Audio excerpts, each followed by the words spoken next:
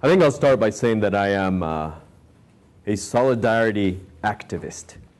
Now, I don't know what that means to you, but hopefully by the time I'm done, you'd want to be one too.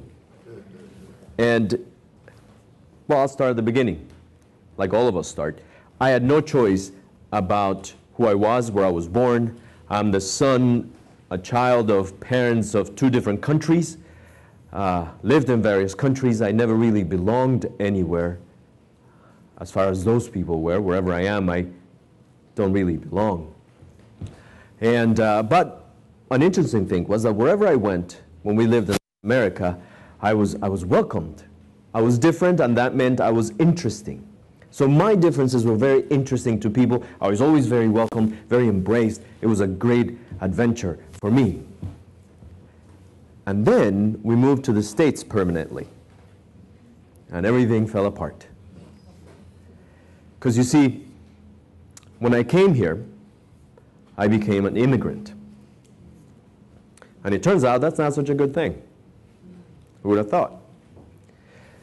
And it revealed something to me. I had a very precipitous fall in my life. Because when I was in Central America, because of my height and the tone of my skin, I was at the top of society. I was always welcomed. I was implicitly trusted. My opinions were valuable. I was so comfortable, I didn't even have to think about those things. And then I came here, and suddenly, all of that was stripped from me. I wasn't trusted anymore. I was the reason our country was in trouble. So I had a precipitous fall. And then I went to terra incognita, unknown lands. That's not Spanish, it's Latin. But, and that is, I went to college, the white world. And there, I was even lower than I had been before. And I kept hearing this thing. I discovered this thing called tolerance.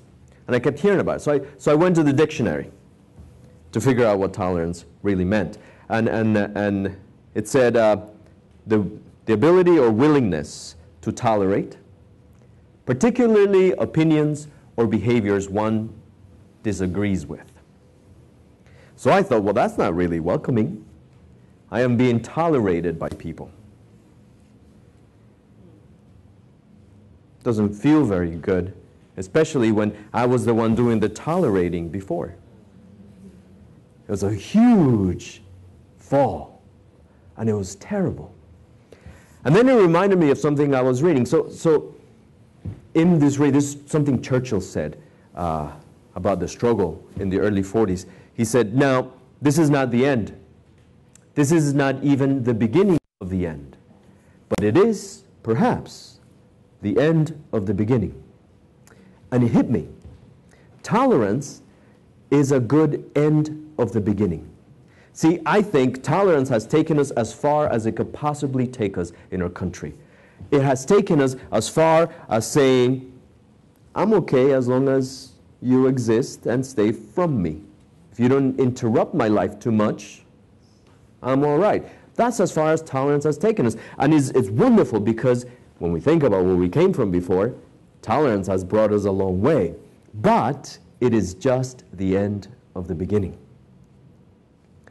And we need to know that. So now, if you are sold on this whole tolerance thing and you think it's a good thing, then what I have to say to you is stop it. Don't use that anymore, because it's going to take you nowhere. You need to move from that. Now, in order to understand this, maybe we think, I think tolerance, we get tolerance from probably our Enlightenment history. It's something like, it's through that, right? So we get, for example, this live and let live understanding. It's sort of like an Epicurean sense of as long as I'm not in pain, you could exist. And then we went to this weird thing we get probably from Hobbes, which talks about the nature of humanity, and one that says that every time we interact with each other, we are always trying to acquire power. So therefore, every time there's an interaction, there's a power struggle.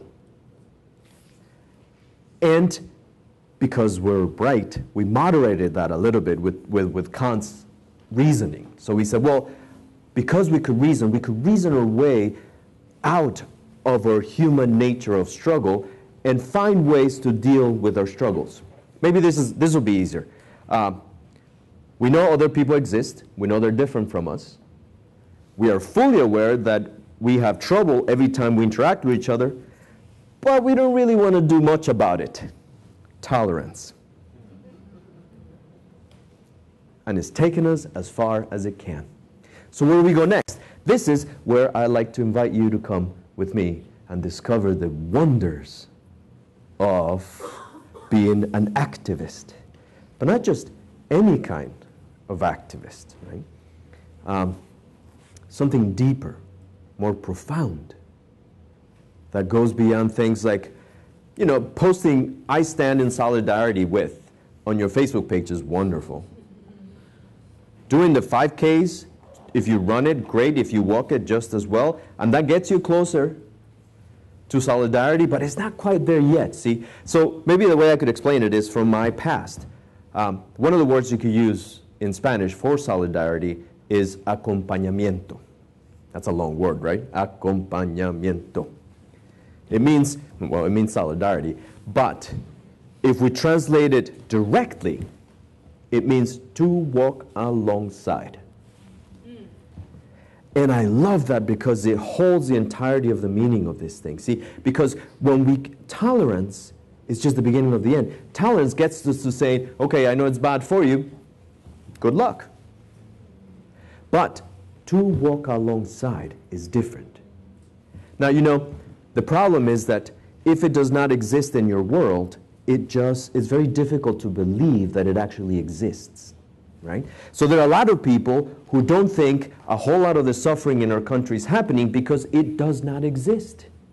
It does not exist in their world. So it's hard to believe.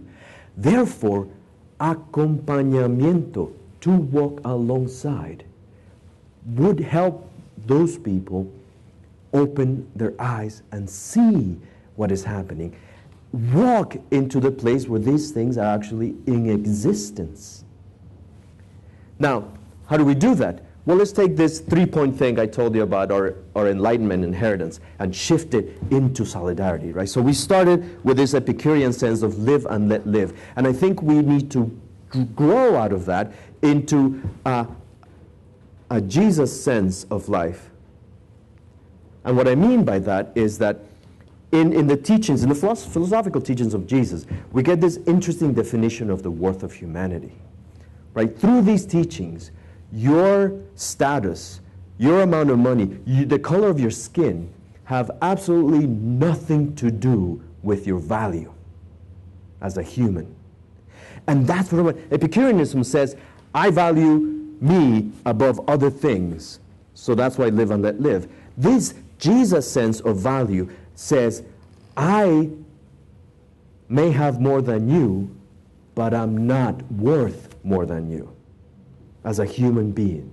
So we take that, and then we take our second understanding, this Hobbes' very materialistic understanding of the life, the struggle of life, and we bring it to something more ancient than Hobbes and just as developed, and that is the Southern African understanding of Ubuntu, right? I am because we are.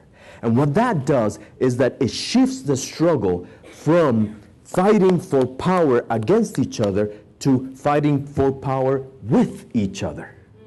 You see, that's an amazing difference. We are no longer in a struggle against each other. We are in a struggle for each other, with each other. And then the third one, I think, will be actually a deeper and better understanding of what Kant was telling us anyway. And that is from his categorical imperatives. Probably the second one that says, every time you treat humanity, never treat them as a means, but always and at the same time as an end. It's a little mixed. What it means really is that whenever you encounter another individual, the relationship with them must always be moderated by their humanity. There's always a human, just like me, on the other end. So you see that transfer we're doing, this shift to solidarity is one that takes us from saying, live and let live, to let's figure out how to live together. One that says a power struggle between us, to one that says a power struggle for us. And lastly, one that says that whenever we encounter someone, we are encountering the very nature of humanity. That shatters worlds. But in order for us to be able to move towards a solidarity perspective of the world, we have got to walk alongside. Because what that does is that it reveals to us a world we cannot possibly see otherwise. Because you see, however much you want to be with those people, however much you want to support them, or however much you want those people to know how hard it is here, if you don't live together, you will never see it. And if it doesn't happen in your world, it is very difficult to believe it actually exists. Therefore, I encourage you, I invite you to join me in becoming solidarity activists. The beauty of that is that you don't have to picket anywhere. You don't have to make signs. If your handwriting is terrible, don't worry about it. You don't even have to go to special places. Though, if you could, you should. Right? But what you do have to do is, first, redefine how you value others. When you encounter others, the color of their skin, how much they have, the clothes they have, even the music they listen to, and I know there's terrible music, but even the music they listen to does not matter and have nothing to do with their value. When you are looking at your community, the worry is not, who am I going to have to step on so I could succeed, but rather, how can we succeed? And then, as you encounter the other, always and at the same time, make sure you see the humanity on the other side. If you do those three things yourself and practice them, because they're not easy. I'm telling you, because I went from tolerating to one who is being tolerated. Now, let me tell you, the other side of tolerance, the one who receives the tolerance, is not as pretty as people think it is. It's not great to be at a place and know that you're just being tolerated. And that's the reason why we still have a conflict. We have only gone as far as, okay, as long as your existence doesn't discomfort me too much, I'm all right with it. That's tolerance.